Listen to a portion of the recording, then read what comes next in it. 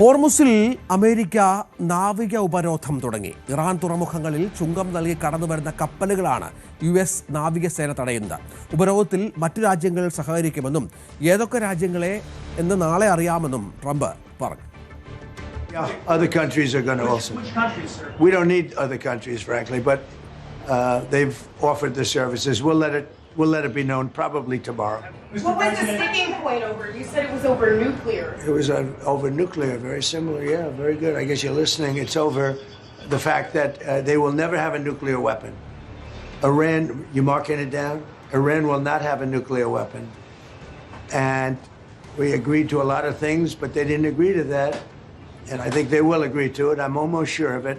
In fact, I am sure of it. If they don't agree, there's no deal. There'll never be a deal.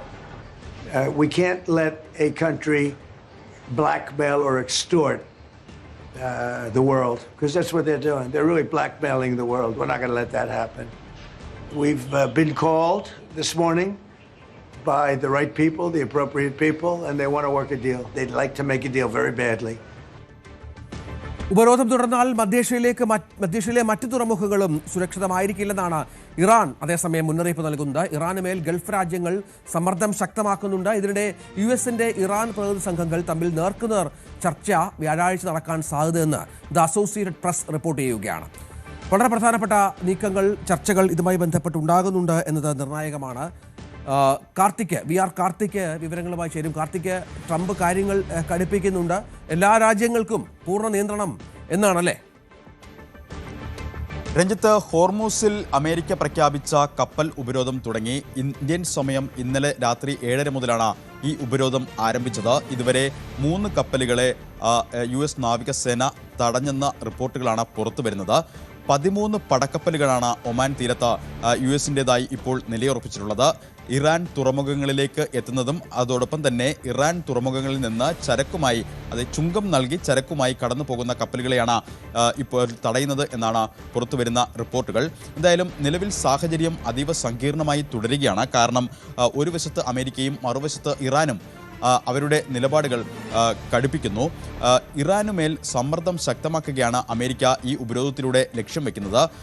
അത് ഏറെക്കുറെ ഫലം കണ്ടു തുടങ്ങുന്നു എന്ന സൂചനകളാണ് ചില പ്രതികരണങ്ങളിൽ നിന്ന് വ്യക്തമാകുന്നത്. അതായത് ഖത്തർ, UAE, ബഹ്റൈൻ അടക്കമുള്ള രാജ്യങ്ങളുടെ പ്രതികരണങ്ങൾ ഈ ഘട്ടത്തിൽ വന്നിരിക്കുന്നു. നേരത്തെ അമേരിക്ക ഇത്തരത്തിൽ കപ്പലുകൾ ഉപരോധിച്ചാൽ ഗൾഫ് രാജ്യങ്ങളിലെ മറ്റ് തുറമുഖങ്ങൾ സുരക്ഷിതമായിരിക്കില്ല എന്നായിരുന്നു ഇറാൻ നൽകിയ മുന്നറിയിപ്പ്. ആ മുന്നറിയിപ്പിൻ്റെ പശ്ചാത്തലത്തിൽ കൂടിയാണ് ആശങ്ക രൂക്ഷമായത്. ഈ പശ്ചാത്തലത്തിലാണ് വിദേശ രാജ്യങ്ങളുടെ പ്രതികരണങ്ങൾ ഇപ്പോൾ വന്നിരിക്കുന്നതും. അതായത് ഖത്തറിൻ്റെ പ്രതികരണമാണ് ഇതിൽ ഏറ്റവും നിർണായകം. ഹോർമൂസിനെ ഇത്തരത്തിൽ ഒരു വിലപേശൽ ഉപകരണം ആക്കരുത് എന്നാണ് ഖത്തർ വിദേശകാര്യമന്ത്രി ഇപ്പോൾ പറഞ്ഞിരിക്കുന്നത്. അതോടൊപ്പം തന്നെ കടലിടുക്ക് ഇറാന്റെ സ്വത്തല്ലെന്ന് UAEയും പറഞ്ഞിരിക്കുന്നു. ഗൾഫ് രാജ്യങ്ങൾ ഹോർമൂസിനെ മോചിപ്പിക്കാനുള്ള ശ്രമങ്ങൾ തുടരും എന്നതിൻ്റെ സൂചനയാണ് ഈ വാക്കുകളിൽ നിന്ന് വായിച്ചെടുക്കേണ്ടത്. നേരത്തെ ഖത്തർ വിദേശകാര്യമന്ത്രി ഇറാൻ വിദേശകാര്യമന്ത്രിയുമായി ഫോണിൽ സംസാരിച്ചു. ഖത്തർ വിദേശകാര്യമന്ത്രിയും ഇക്കാര്യത്തിൽ ഹോർമൂസിൽ ഒരു വിട്ടുവീഴ്ചയ്ക്ക് തയ്യാറാകണമെന്ന ആവശ്യം ഇറാനോട് മുന്നോട്ട് വെച്ചു. എന്തായാലും സമ്മർദ്ദം ഇറാന് മേൽ ശക്തമാവുകയാണ്.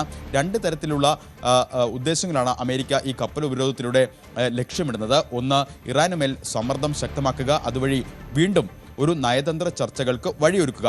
ഇപ്പോൾ ദ അസോസിയേറ്റഡ് പ്രസ് റിപ്പോർട്ട് ചെയ്യുന്നതനുസരിച്ച് ഉടൻ തന്നെ ഒരു 2ാം റൗണ്ട് മധ്യസ്ഥ ചർച്ചകൾക്ക് വഴിയൊരുങ്ങും എന്ന റിപ്പോർട്ടുകൾ പുറത്തു വരുന്നു. കാരണം ഏപ്രിൽ 21 വരെയാണ് ഈ വെടിനിർത്തൽ കരാർ ഉള്ളത്. ഇനി 9 ദിവസം മാത്രമാണ് ബാക്കി. ഈ 9 ദിവസത്തിനുള്ളിൽ തന്നെ ഒരു 2ാം റൗണ്ട് ചർച്ചകൾക്കുള്ള ശ്രമങ്ങളാണ് നടക്കുന്നത്. ഇറാൻ US പ്രതിനിധി സംഘങ്ങൾ തമ്മിൽ നേർക്കുനേർ വ്യാഴാഴ്ച ചർച്ച നടന്നേക്കുമെന്ന റിപ്പോർട്ടുകൾ ദ അസോസിയേറ്റഡ് പ്രസ് ഇപ്പോൾ പുറത്തുവിടുന്നു. മധ്യസ്ഥ രാജ്യങ്ങൾ ഇതിനുള്ള ആശയവിനിമയം സജീവമായി തുടരുകയുമാണ്. 20 വർഷത്തേക്ക് യുറേനിയം സമ്പുഷ്ടീകരണം നടത്തരുത് എന്ന ആവശ്യത്തിലാണ് ഇസ്ലാമാബാദ് ചർച്ചകൾ പരാജയപ്പെട്ടത് എന്ന വിവരങ്ങളും പുറത്തു വരുന്നുണ്ട്. 20 വർഷത്തേക്ക് യുറേനിയം സമ്പുഷ്ടീകരണം ഇറാൻ നടത്തരുത് എന്ന അമേരിക്കയുടെ ആവശ്യം ഇറാൻ അംഗീകരിച്ചില്ല. എന്നാൽ ഇപ്പോൾ പുറത്തു വരുന്ന ചില വിവരങ്ങൾ അനുസരിച്ച് ഒരു 5 വർഷത്തേക്ക് വരെ യുറേനിയം സമ്പുഷ്ടീകരണത്തിൽ ഒരു മൊറട്ടോറിയത്തിന് ഇറാൻ തയ്യാറായേക്കുമെന്ന വിവരങ്ങൾ പുറത്തു വരുന്നു. ഇത് അമേരിക്ക അംഗീകരിക്കുമോ എന്നടക്കമുള്ള കാര്യങ്ങളിൽ വരും ദിവസങ്ങൾ നിർണായകമാണ്. എന്തായാലും മധ്യസ്ഥത വഹിക്കുന്ന രാജ്യങ്ങൾ, ആ രാജ്യങ്ങൾ ഒരു ചർച്ചകൾക്ക് കൂടിയുള്ള ശ്രമങ്ങൾ, നയതന്ത്ര മധ്യസ്ഥ ശ്രമങ്ങൾക്ക് മുൻകൈ എടുത്തിരിക്കുന്ന നമുക്കറിയാം. കാർത്തിക്, ആദ്യഘട്ടത്തിൽ പാകിസ്ഥാനായിരുന്നു. പിന്നീട് പാകിസ്ഥാൻ്റെ ഭാഗത്തുണ്ടായ മധ്യസ്ഥ ചർച്ചകൾ പരാജയപ്പെടുന്നു. ഇപ്പോൾ ഗൾഫ് രാജ്യങ്ങൾ ഇതുമായി ബന്ധപ്പെട്ട് ഇടപെടൽ നടത്തുന്നുണ്ട്. ഏതെങ്കിലും തരത്തിൽ ഇക്കാര്യത്തിൽ കൂടുതൽ രാജ്യങ്ങൾ ഇടപെടുക, കാരണം ഇപ്പോൾ ആഗോളതലത്തിൽ എല്ലാവരെയും ബാധിക്കുന്ന ഒരു വിഷയമായി ഇത് മാറിയിട്ടുണ്ട്. പ്രത്യേകിച്ചും ഹോർമുസിലൊക്കെ അമേരിക്ക ഇത്തരം നിയന്ത്രണം ഏർപ്പെടുത്തുമ്പോൾ നേരത്തെ ഹോർമുസിൻ്റെ ഇറാൻ്റെ ആനുകൂല്യം പറ്റിയിരുന്ന ഇന്ത്യക്കും റഷ്യയ്ക്കും ചൈനയും അടക്കമുള്ള രാജ്യങ്ങൾക്കും ഇപ്പോൾ പ്രതിസന്ധി രൂക്ഷമാകുന്ന സാഹചര്യം ഒരുങ്ങും. അപ്പോൾ കൂടുതൽ രാജ്യങ്ങൾ ഇതുമായി ബന്ധപ്പെട്ട ഏതെങ്കിലും തരത്തിലുള്ളൊരു മധ്യസ്ഥ ശ്രമത്തിന് തയ്യാറാകുന്നുണ്ടോ? അത് ഇറാനും അമേരിക്കയും സമ്മതിക്കണം, അത് ശരിയാണ്. ആ തരത്തിലുള്ള ചർച്ചകൾ നടക്കുന്നുണ്ടോ? ഗൾഫ് രാജ്യങ്ങൾക്ക് പുറമെ തുർക്കി കൂടി ഈ ഘട്ടത്തിൽ സജീവമായി ചർച്ചകൾക്കുള്ള സാധ്യതകൾ തേടുകയാണ്. തുർക്കിയുടെ മധ്യസ്ഥ ശ്രമങ്ങളാണ് ഇപ്പോൾ സജീവമായി മുന്നോട്ട് പോകുന്നത്. ഒരുപക്ഷേ ജനീവയിലോ തുർക്കിയിലോ ഈ രണ്ടാം ഘട്ട ചർച്ച നടക്കും എന്ന റിപ്പോർട്ടുകളാണ് പുറത്തു വരുന്നത്. എന്തായാലും ഇരു രാജ്യങ്ങളും തമ്മിൽ നയതന്ത്ര ചർച്ചകൾക്ക് വഴിയൊരുക്കാനുള്ള ശ്രമങ്ങൾ വീണ്ടും സജീവമായി തുടരുകയാണ്. അതിന് പ്രധാനപ്പെട്ട കാരണം ഈ ഹോർമുസിലെ പ്രതിസന്ധി തന്നെയാണ്. നിലവിൽ ദിവസേന 140 കപ്പലുകളാണ് ഈ യുദ്ധത്തിന് മുൻപ് ഈ ഹോർമുസിലൂടെ കടന്നുപോയിക്കൊണ്ടിരുന്നത്. എന്നാൽ ഇപ്പോൾ സാഹചര്യങ്ങൾ അങ്ങനെയല്ല. ഇപ്പോഴത്തെ സ്ഥിതി തുടർന്നാൽ അത് ആഗോളതലത്തിൽ തന്നെ ഇപ്പോഴത്തെ ഉണ്ടായിരിക്കുന്ന ഊർജ്ജ പ്രതിസന്ധി അത് കൂടുതൽ രൂക്ഷമാകുന്നതിലേക്ക് കാര്യങ്ങൾ എത്തിക്കും. അതുകൊണ്ട് തന്നെയാണ് സജീവമായ ഇടപെടലുകൾ പല കോണുകളിൽ നിന്നും ഇപ്പോൾ ഉയരുന്നത്. എന്തായാലും 3 കപ്പലുകളെ ഇതിനോടകം തന്നെ US നാവികസേന തടഞ്ഞു എന്ന റിപ്പോർട്ടുകൾ പുറത്തു വരുന്നു.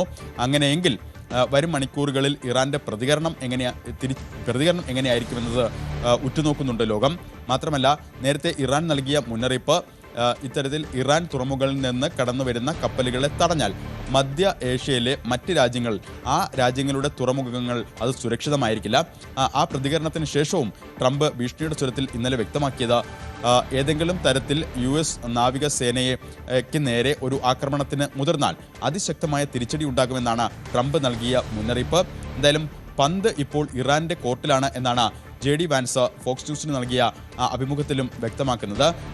വരും ദിവസങ്ങളിൽ ഇറാൻ എന്ത് വിട്ടുവീഴ്ചയ്ക്ക് തയ്യാറാകും, അങ്ങനെ ഒരു വിട്ടുവീഴ്ച ശ്രമങ്ങളോട് ഇറാൻ്റെ പ്രതികരണം ഏത് തരത്തിലായിരിക്കും, വ്യാഴാഴ്ച ഇങ്ങനെയൊരു ചർച്ചകൾക്ക് വഴിയൊരുങ്ങുമോ, വെടിനിർത്തൽ കാലാവധി അവസാനിക്കുന്നതിന് മുൻപ് ഒരു വട്ടം കൂടി നയതന്ത്ര ചർച്ചകൾക്കുള്ള ശ്രമങ്ങൾ സജീവമായി തുടരുന്നു. അപ്പോഴും ഹോർമുസിൽ പ്രതിസന്ധി ഇപ്പോഴും ആശങ്കാജനകമായ സാഹചര്യത്തിൽ തന്നെയാണ് ഉള്ളത്. തീർച്ചയായും കാർത്തിക്കാണ് വിവരങ്ങൾ പങ്കുവെച്ചുകൊണ്ടിരിക്കുന്നത്.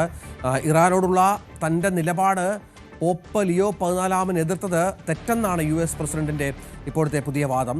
പോപ്പിനോട് ക്ഷമ ചോദിക്കില്ല, താൻ നല്ലൊരു പോപ്പാകാൻ ശ്രദ്ധിക്കുക, അല്ലാതെ രാഷ്ട്രീയക്കാരനാകാൻ നോക്കേണ്ടെന്ന് പോപ്പ് എന്നാണ് ആവശ്യപ്പെട്ടിരിക്കുന്നത്. പോപ്പ് ലിയോ ക്രൈമാണ് പിന്തുണയ്ക്കുന്നതെന്നും താൻ പോപ്പിൻ്റെ ആരാധകനല്ല എന്നും ട്രംപ് കൂട്ടിച്ചേർത്തു.